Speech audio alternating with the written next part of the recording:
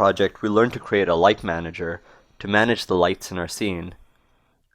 We'll learn how to combine it with Maya UI elements so that we can dock and undock it from the Maya UI. Additionally, we'll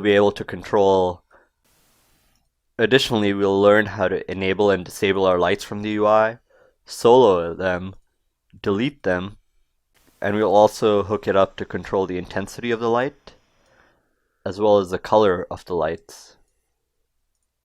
In this project, we learned to use PyML as an object-oriented alternative to the Maya commands library. We learned some slightly more advanced Python functionality, like anonymous functions using partial and lambda, as well as using the logger library inside of Python.